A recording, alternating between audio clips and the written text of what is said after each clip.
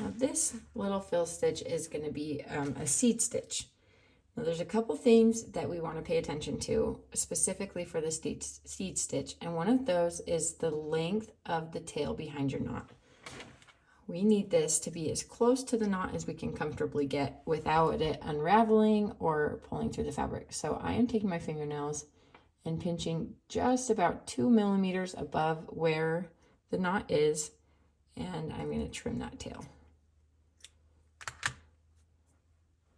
So now the tail is really little, and it will be better for not seeing it through the other side, and I'll show you why. So the seed stitch it's honestly not really its own stitch, it's just a fun way to fill things in.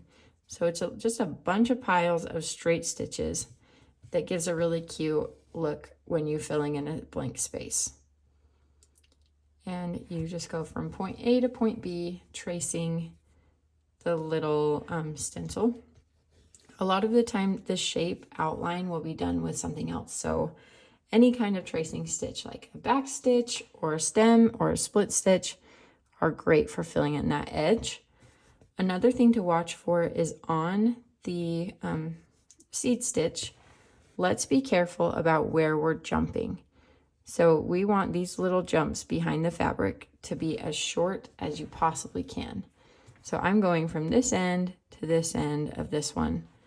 But if I were to go from here to here, then you're going to be able to see that line on the back of the fabric. So keep them as close to each other as you can. And we will be stitching over the stencil, but if you feel like there's kind of an awkward gap, then by all means add in your own stitches here.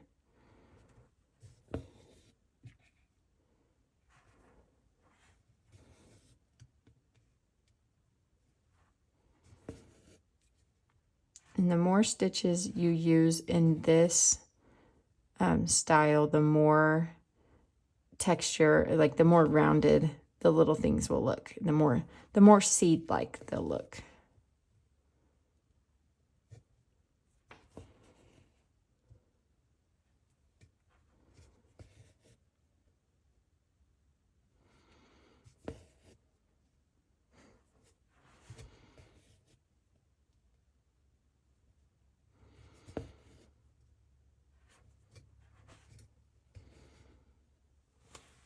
All right, so all my little seeds are traced.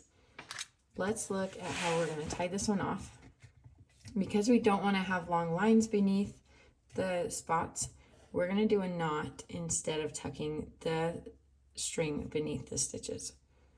So I have looped my fabric, I've made the structure of a knot, and I'm going to carefully pull on this loop until the knot or the cross on all these threads touches the fabric. I'm going to keep that loop tight and hold the knot right down on the fabric itself. And that way it makes a knot that is right next to the fabric, and I'll keep those stitches tight. And I'm going to trim that tail to be really close to the knot. That way you're going to have minimal amounts of thread showing through on the front. And because most of the time these will be traced with a different kind of stitch, I'm not going to worry about filling that in right now.